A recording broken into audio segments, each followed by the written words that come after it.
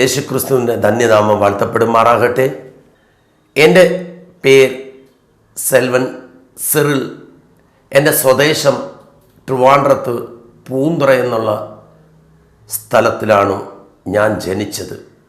ഇന്ന് നിങ്ങളോട് കർത്താവിൻ്റെ കൃപയാൽ ഞാനൊരു സാക്ഷി പറയുവാനാണ് നിങ്ങളുടെ മുമ്പിലിരിക്കുന്ന എൻ്റെ ജീവിത സാക്ഷികളാണ്. എന്താണെന്ന് വെച്ചാൽ, എൻ്റെ സാക്ഷി കേൾക്കുന്നവർ ഒരു സാക്ഷി മറ്റൊരു സാക്ഷിയെ ഉളവാക്കുന്ന തിരുവചനം പറയുന്നു. ഈ വീഡിയോ കാണുന്ന ആരെല്ലാം ഉണ്ടോ അത് പൂർണ്ണമായിട്ട് കണ്ടിരിക്കണം. എന്തുകൊണ്ടാണെന്ന് വെച്ചാൽ, കർത്താവിൻ്റെ കൃപയാൽ എൻ്റെ അമ്മയുടെ ഗർഭപാത്രത്തിൽ ജനിക്കുമ്പോൾ തന്നെ എൻ്റെ അമ്മ പലവട്ടവും മരിക്കുവാനിടയായി. ഞാൻ ഭൂമിയിൽ ജനിച്ചു. എന്നാൽ ജനനം വളരെ ബുദ്ധിമുട്ടായിരുന്നു. 9 വയസ്സുവരെ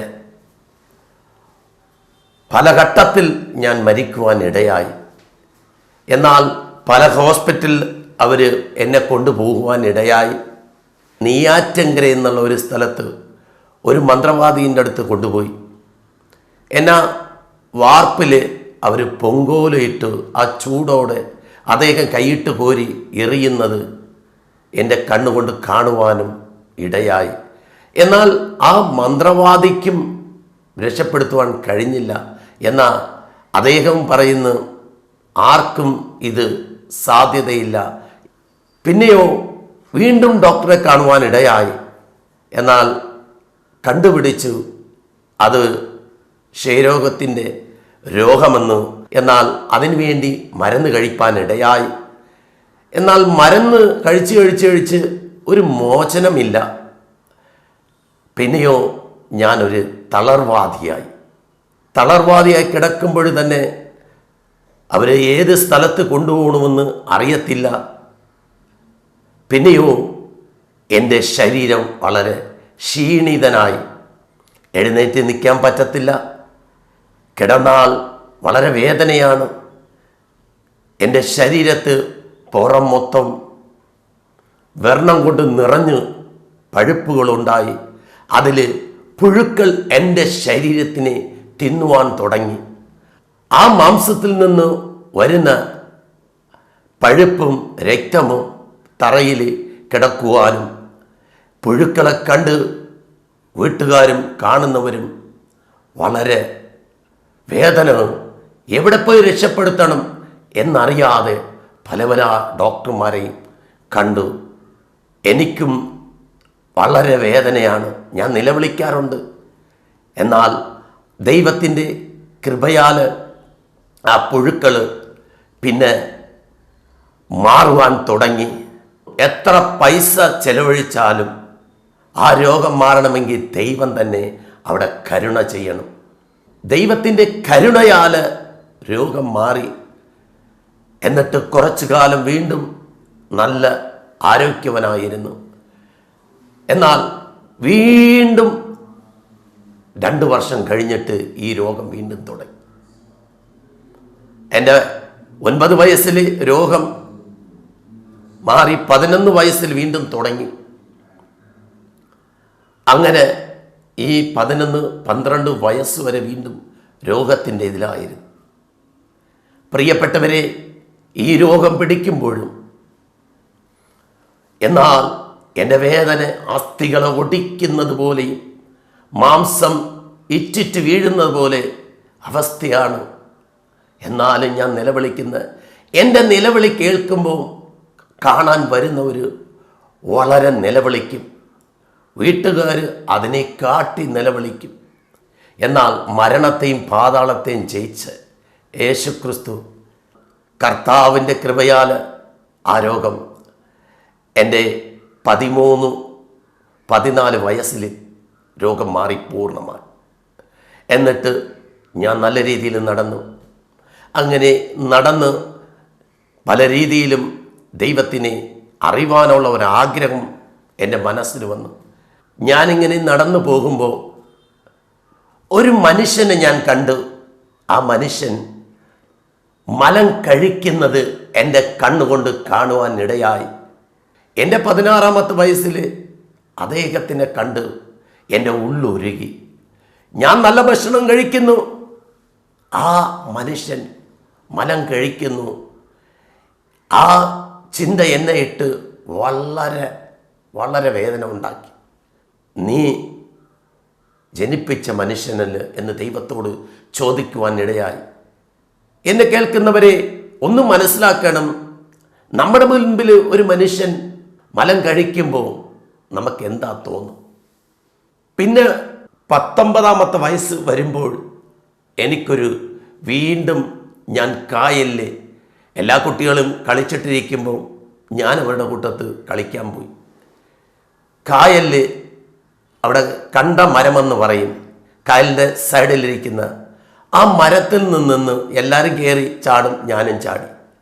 ഞാൻ ചാടി ചെയറിൻ്റെ അകത്ത് വെള്ളത്തിൻ്റെ ഉള്ളിൽ ഞാൻ ഇരുന്നു. എന്നാൽ ജീവൻ പോകുന്ന അവസ്ഥയിൽ ആരോ ഒരു കൈ വന്നു പൊക്കി വിടുന്നത് ദൈവം തന്നെ എന്നെ എടുത്തെന്ന് ഞാനന്ന് വിശ്വസിക്കുന്നു.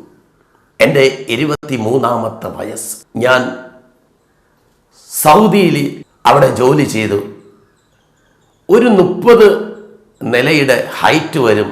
അവിടെ നിന്ന് കാല് തെറ്റി ഞാൻ വീണത് ഇങ്ങേ സൈഡ് ഒരു ഗ്രില്ലിൻ്റെ പുറത്തായിരുന്നു. തൊട്ടടുത്ത് സെക്കൻഡിൽ അങ്ങോട്ട് വീണെങ്കിൽ എൻ്റെ പൊടി പോലും കിട്ടത്തില്ല. എന്തുകൊണ്ടാണെന്ന് വെച്ചാൽ എൻ്റെ അമ്മയുടെ ഉദരം മുതൽ മരണം എന്നെ തേടിയെത്തി. എന്നാൽ മരണത്തിനെയും അതിജീവിപ്പാൻ ദൈവത്തിൻ്റെ കൃപ കൂടെ ഉണ്ട്. പ്രിയപ്പെട്ടവരെ, ദൈവത്തിൽ വിശ്വസിക്കുന്നവർക്ക് ഒരു ശത്രുവിനെയും തൊടുവാൻ ദൈവം സമ്മതിക്കത്തില്ല. എന്നാൽ ഞാൻ സൗദി അറേബ്യയെന്ന് ഭയന്നു നാട്ടിൽ വരുവാനിടയായി. നാട്ടിലെത്തിയ 3-ാമത്തെ വർഷം ഒരു കാർ എന്നെ ഇടിക്കുന്നു, ഞാൻ തിറച്ചു വീഴുന്നു. അവിടെ നിന്ന് എനിക്കൊന്നും സംഭവിക്കുന്നില്ല. എന്തുകൊണ്ട് ഇത്ര അപകടം എന്നെ തിരക്കി വരുന്നെന്ന് ഞാനൊന്ന് ഓർത്തു. എന്തുകൊണ്ട് ഈ അപകടങ്ങൾ എന്നെ ചുറ്റി നിൽക്കുന്നെന്ന് ഞാൻ ഓർത്തു. അതിൻ്റെ പിന്നിൽ എനിക്ക് മനസ്സിലായി, ശത്രുവിൻ്റെ പോരാട്ടമുണ്ട്, എന്നാൽ ദൈവം വിട്ടുകൊടുക്കുന്നില്ല. പ്രിയപ്പെട്ടവരെ, നിങ്ങൾക്ക് ഏത് ബുദ്ധിയും ദൈവത്തിൽ വിശ്വസിക്കുക. എൻ്റെ ജീവിതത്തിൽ അപകടങ്ങൾ, മരണങ്ങൾ പലവട്ടവും വന്നു. എന്നാൽ മരണത്തിനെ അതിജീവിക്കുവാൻ ദൈവകൃപ കൂടെ ഉണ്ടായിരുന്നു. അത് കഴിഞ്ഞു ഞാൻ ദുബായിൽ എത്തി. അവിടെ നിന്ന് ഡിസ്കിൻ്റെ കംപ്ലൈൻറ്റ് ആയി. 3 സൈഡിലും എല്ല് പൊട്ടി. പല ഹോസ്പിറ്റലിൽ കൊണ്ടുപോയി. എന്നാൽ എൻ്റെ വലത് കൈ താഴെ താന്നു കിടക്കുന്നു, ഇടത് കൈ മേലിൽ പൊങ്ങി നട്ടെല്ലിൻ്റെ ഭാഗത്തുനിന്ന് ഞാൻ കുറുകി നടക്കുന്ന അവസ്ഥയിൽ നടക്കാൻ പറ്റത്തില്ല. ഒരു സെക്കൻഡ് അവിടെ ഇരുന്നാലും വേദന, കിടന്നാലും വേദന.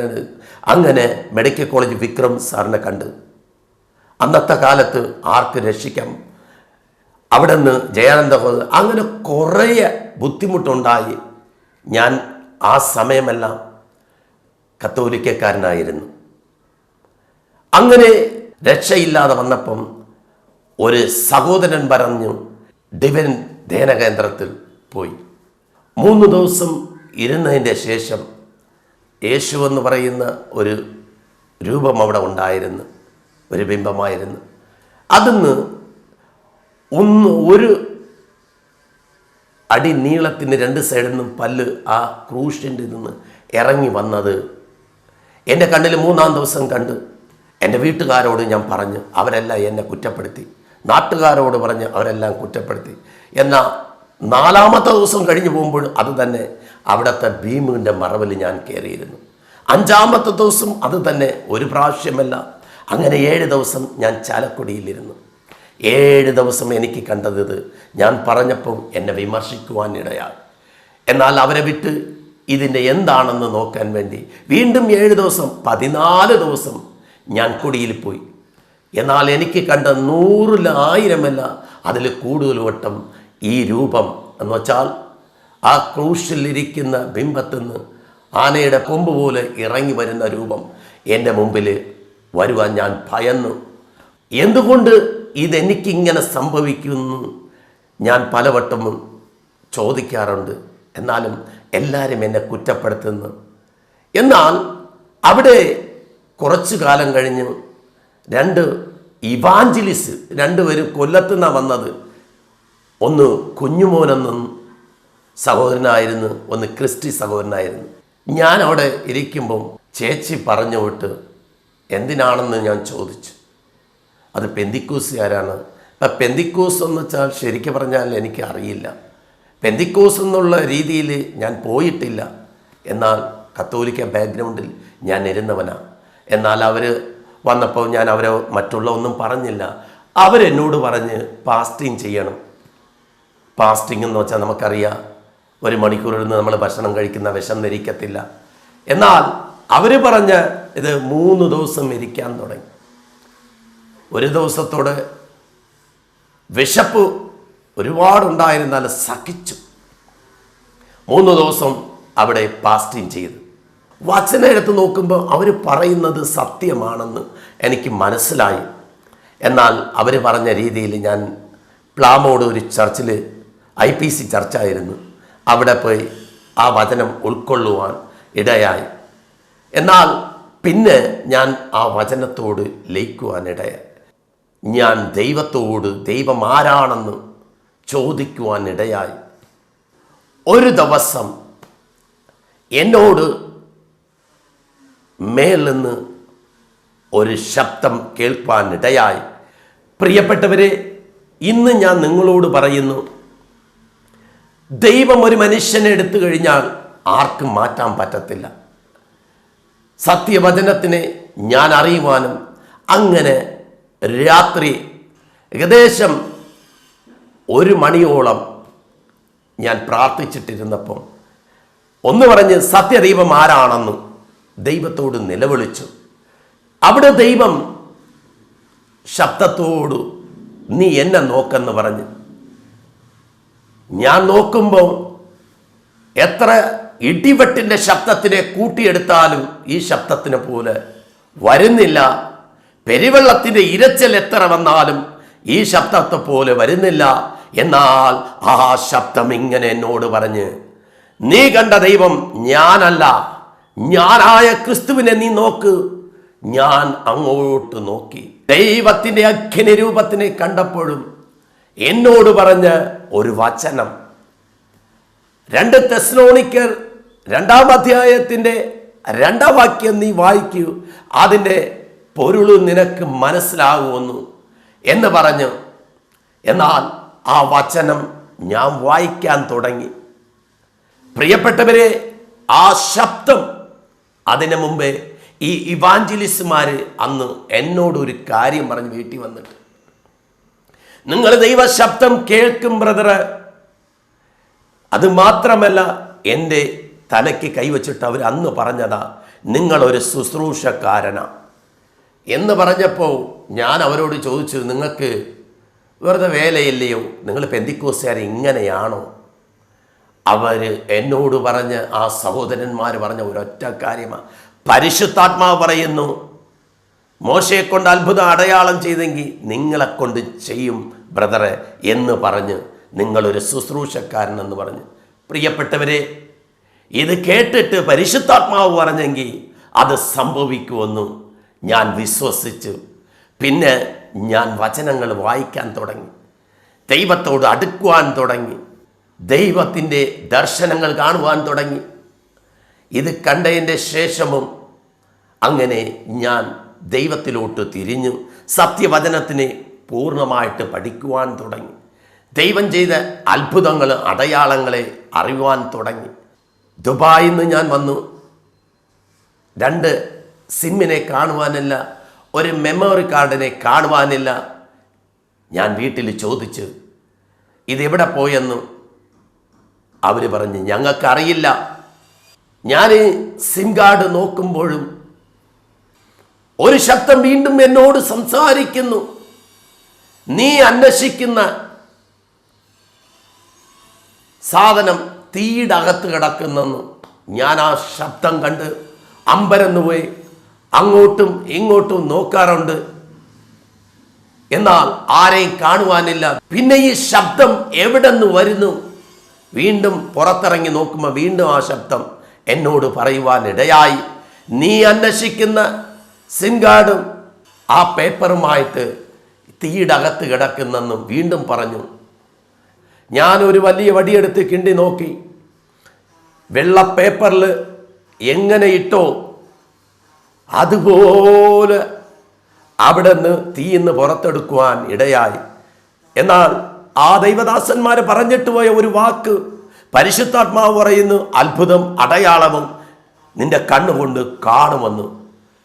എൻ്റെ ജീവിതത്തിൽ ഏറ്റവും വലിയ അത്ഭുതവും അടയാളമാണ് തീയുടെ അകത്ത് കിടന്ന പേപ്പറിൽ ആ സിം കാർഡ് ഉരുകാതെയും ആ പേപ്പർ പോലെ വെള്ള പേപ്പറായി അതിൻ്റെ പുറത്തെടുക്കുവാൻ ഇടയായി. ഒരുപക്ഷെ ഇത് കേൾക്കുന്ന നിങ്ങൾക്ക് വിശ്വസിക്കാൻ കൊള്ളത്തില്ലായിരിക്കാം. എന്നാൽ ദൈവത്തിൻ്റെ ആത്മാവ് ആ ദൈവദാസന്മാരോട് പറഞ്ഞെങ്കിൽ ആ ദൈവം ചെയ്യുന്ന അത്ഭുതം ചെയ്യുന്ന മന്ത്രിയാണെന്ന് നമ്മൾ ഓരോരുത്തർക്കും അറിയാം. ദൈവത്തിൻ്റെ അത്ഭുതം ആർക്കും മാറ്റാൻ പറ്റത്തില്ല. ദൈവം വീരപ്രവൃത്തി ചെയ്യുന്ന ദൈവമാണ്. പ്രിയപ്പെട്ടവരെ, ഞാൻ ദൈവത്തിനെ കൂടുതൽ അറിയുവാൻ തുടങ്ങി. പെന്തിക്കോസ്ത് മാർഗം എങ്ങനെയാണെന്ന് അറിയുവാൻ തുടങ്ങി. ദർശനങ്ങൾ കിട്ടുവാൻ തുടങ്ങി. പ്രാർത്ഥിച്ചിട്ടിരിക്കുമ്പം കണ്ണു മൂടുമ്പം ദർശനങ്ങൾ വരും. ദൈവം സംസാരിക്കുവാൻ ഇടയായി. മോശയുടെ കൂട്ടത്ത് മാത്രമല്ല സംസാരിക്കുന്നത്, ഏലിയാവിൻ്റെ കൂട്ടത്ത് മാത്രമല്ല, അബ്രഹാം, ഇസഹാക്ക്, യാക്കോബിൻ്റെ കൂട്ടത്ത് മാത്രമല്ല, വിശ്വസിക്കുന്നവരെയും ദൈവത്തിൽ വിശ്വസിക്കുന്നവരുടെ അടുത്തെല്ലാം ദൈവം സംസാരിക്കുന്നതാ. വിശ്വാസം നമ്മളുടെ ഹൃദയത്തിൽ ഉറപ്പുള്ളതാകണം. എന്നാൽ പലഘട്ടത്തിലും ദൈവത്തിനെ ഞാൻ കാണുവാൻ തുടങ്ങി. ദൈവത്തിൻ്റെ രൂപം, അഗ്നി രൂപങ്ങളെ കാണുവാൻ തുടങ്ങി. സ്വർഗലോകം രണ്ടായിട്ട് പിളർന്നു വരുന്നത് പോലെ കാണുവാൻ തുടങ്ങി. അതിൻ്റെ അകത്തുനിന്നും ദൈവത്തിൻ്റെ സമ്പൂർണ്ണ അഗ്നിനാല നിൽക്കുന്നതും ദൈവം സംസാരിക്കുന്നതും ഞാൻ അറിയുവാൻ തുടങ്ങി. എന്നാൽ ഒന്നാമത്തെ കാര്യം, എനിക്ക് ഭാഷാവരം കിട്ടുന്ന മുമ്പ് തന്നെ പലരും ദൂത് പറഞ്ഞു ഭാഷാവരം കിട്ടാൻ പോകുന്നെന്നും. അന്ന് ദൈവത്തിൻ്റെ കൃപയാലെ കിട്ടി. ദർശനങ്ങളും വെളിപ്പാടുകളും പ്രവചനങ്ങളും ദൈവം നടത്തി.